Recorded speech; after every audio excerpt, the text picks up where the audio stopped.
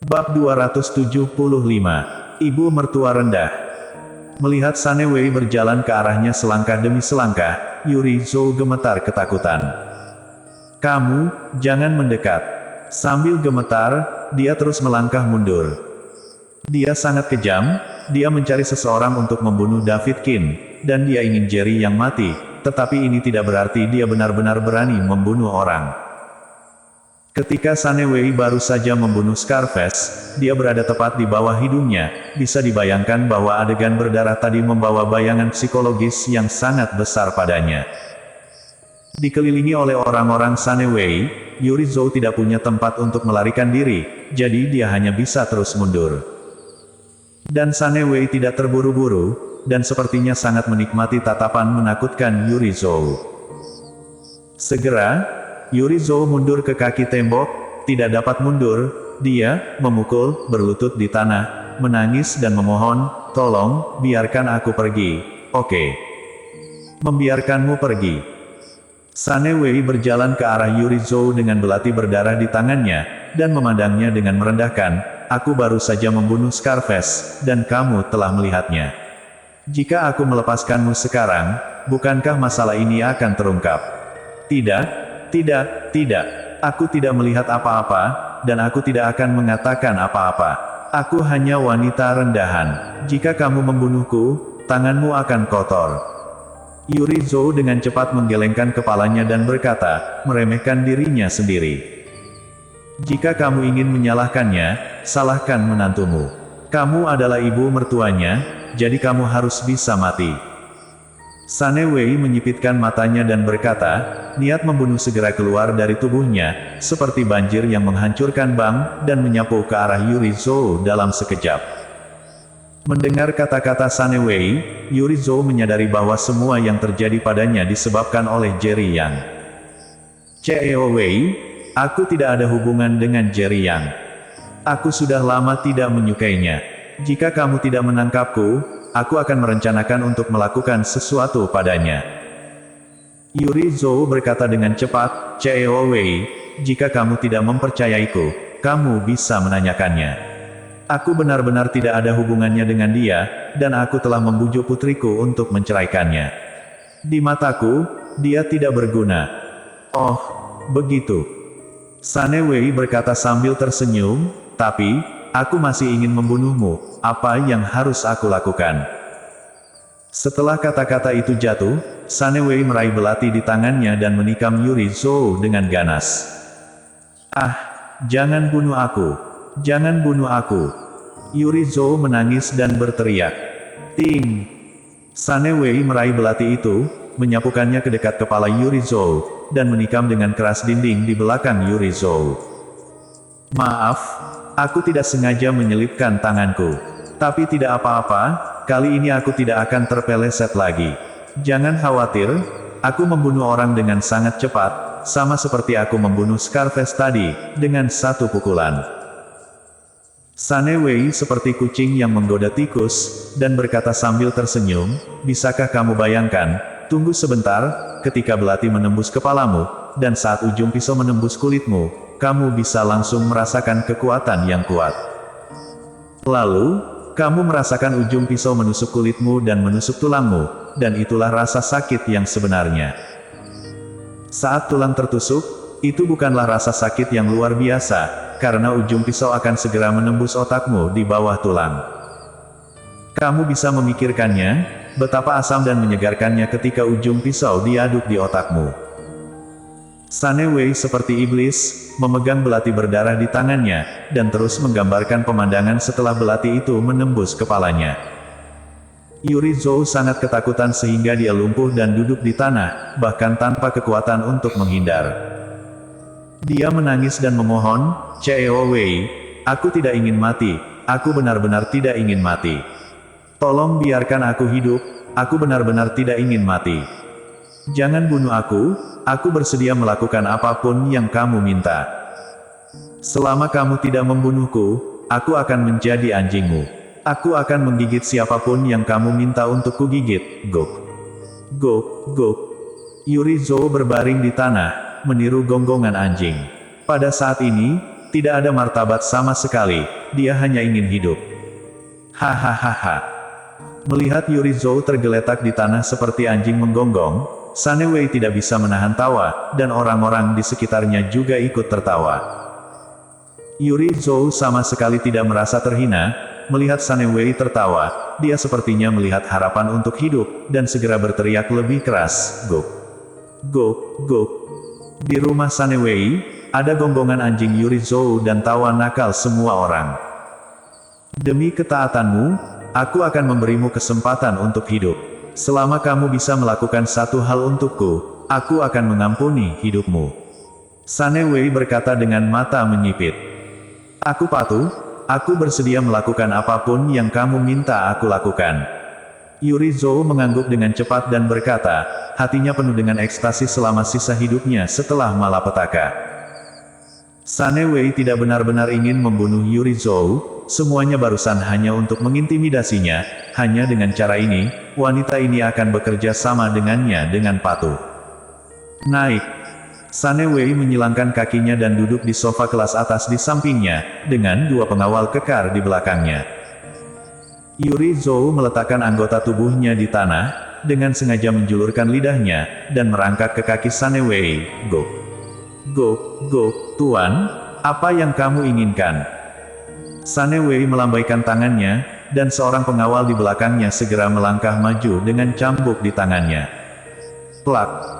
Pengawal memukul Yuri Zhou dengan cambuk. Ah! Tuan, pukul aku dengan keras. Yuri Zhou berteriak. Tuan, gunakan lebih banyak kekuatan.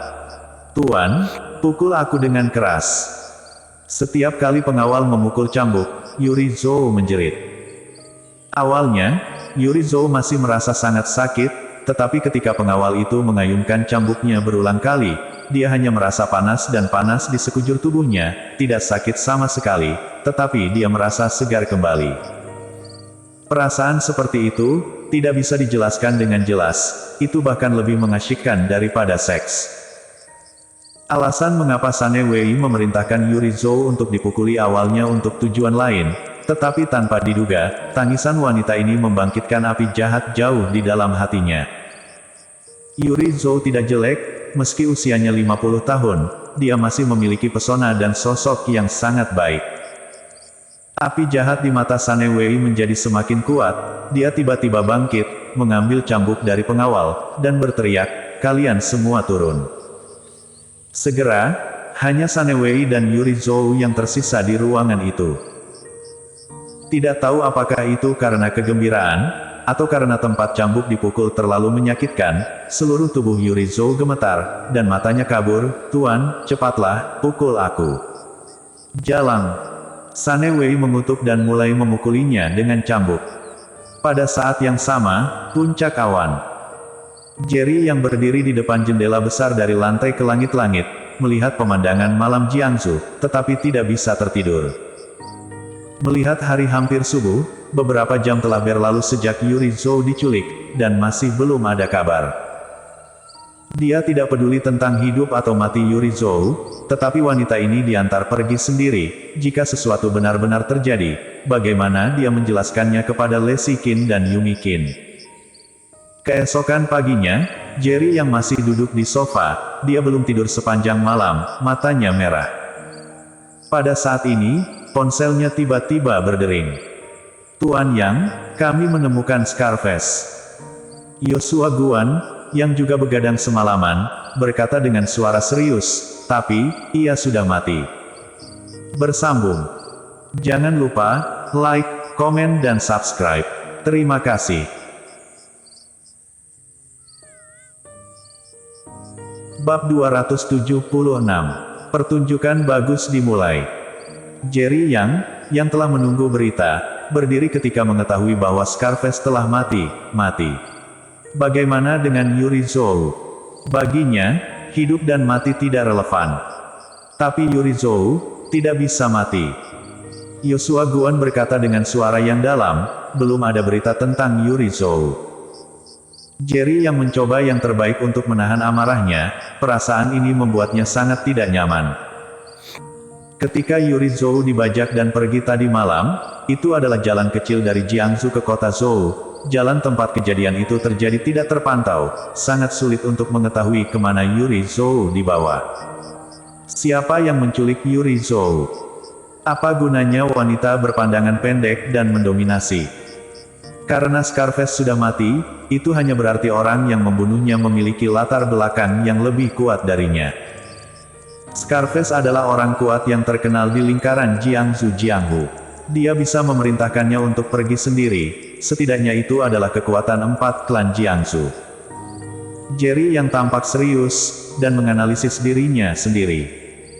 Yoshua Guan di ujung telepon tidak berani menyela, dan diam-diam mendengarkan analisis Jerry Yang. Tidak mungkin keluarga resmi dan keluarga Su menyentuh Yuri Zhou, jadi hanya keluarga Zhuang dan keluarga Wei. Tentunya ada juga keluarga kaya di ibu kota provinsi, yang juga memungkinkan. Adapun keluarga kaya di kota Yan, selain keluarga Yuan, dia tidak menyinggung keluarga besar manapun di kota Yan. Tapi raksasa seperti keluarga Yuan bahkan tidak mau repot-repot membajak Yuri Zhou. Memikirkan hal ini, Jerry yang merasa pemikirannya jauh lebih jernih, dan berkata dengan suara yang dalam, fokusnya adalah menyelidiki keluarga Wei dan keluarga Zhuang di Jiangsu, serta keluarga Meng di ibu kota provinsi. Ya, setelah Yoshua Guan menutup telepon, dia segera pergi untuk memeriksa. Jerry yang menggeliat, bangun dan mandi, lalu meninggalkan puncak awan. Pada saat yang sama, keluarga Wei di Jiangsu. Di sebuah rumah mewah, di atas tempat tidur besar yang nyaman, terbaring seorang lelaki pendek telanjang. Dan di tanah di sampingnya terbaring seorang wanita paruh baya telanjang. Hanya saja ada kerah di leher wanita itu dan rantai besi di atasnya, yang diikatkan keranjang besar di sampingnya. Pria pendek dan gemuk itu adalah Sane Wei, dan wanita paruh baya itu adalah Yuri Zhou. Pada saat ini, ponsel Sane Wei tiba-tiba berdering, membangunkan kedua orang yang sedang tidur nyenyak. Ada apa? Sane Wei tidak melihat nomor teleponnya, dia menghubungkannya dengan bingung, dan berteriak dengan marah. Ini aku. Suara muda terdengar. Mendengar suara yang akrab ini, Sane Wei sangat ketakutan sehingga dia langsung bangun, dan tiba-tiba berbalik. Tuan Muda Meng, maaf, aku baru saja tertidur. Sane Wei ketakutan dan segera meminta maaf. Bodoh, kapan? Apa kamu masih tidur? Aku akan menjelaskan padamu, apakah sudah selesai? Heng Meng meraung ke telepon. Sane Wei sangat ketakutan hingga seluruh tubuhnya gemetaran. Dia menunggu Heng Meng selesai mengumpat sebelum dia berkata dengan gemetar, Tuan Muda Meng, jangan khawatir, Yuri Zhou berada di bawah kendaliku. Semuanya sudah siap, tunggu dan saksikan. Oke, aku akan menunggu kabar baikmu. Jika kamu mengacaukanku lagi kali ini, konsekuensinya akan serius. Setelah Heng Meng selesai berbicara, dia menutup telepon. Masalah anjing, bukankah tadi malam cukup? Sane Wei menoleh dan melihat Yuri Zhou menatapnya dengan lidah yang terlihat kejam, dan api jahat di dalam hatinya tiba-tiba melonjak. Pada saat ini, hidung Yuri Zhou memar dan wajahnya bengkak, dan bekas cambuk ada di sekujur tubuhnya. Sane Wei kembali memukuli Yuri Zhou dengan kejam, wajah Yuri Zhou berlumuran darah, dan dia berteriak kesakitan. Hanya dengan cara ini efek program dapat ditingkatkan. Sane Wei melihat penampilan sengsara Yuri Zhou, dan berkata sambil tersenyum. 1 jam kemudian, sebuah Toyota Alfa berwarna putih perlahan melaju ke kompleks keluarga Wei. Beberapa pemuda dan pemudi yang membawa kamera video keluar dari mobil. Melihat berbagai peralatan profesional di tangan mereka, terlihat bahwa orang-orang ini sangat profesional. Semua orang telah bekerja keras. Sane Wei secara pribadi menerimanya. Ketika beberapa anak muda melihat Sane Wei, mereka semua tersanjung dan berkata dengan cepat, merupakan berkah kami bisa bekerja untuk CEO Wei. Di masa depan, tolong jaga CEO Wei. Industri keluarga Wei melibatkan semua lapisan masyarakat. Mereka semua masih muda, jadi mereka sangat bersemangat untuk berhubungan dengan keluarga Wei. Berita besar yang disiapkan Sunny untuk mereka hari ini sudah cukup bagi mereka untuk memenangkan berita utama di provinsi dan kota besar hari ini. Haha, tidak masalah, semua orang akan membutuhkanku, Chao Wei, di masa depan, hubungi saja aku. Sunny berkata dengan berani, wajahnya yang gendut bergetar saat dia tertawa. Dia mengedipkan mata, dan seseorang di belakangnya dengan cepat melangkah maju, mengeluarkan beberapa amplop merah, dan membagikannya kepada semua orang. Anak-anak muda itu semua terkejut ketika menerima amplop merah itu.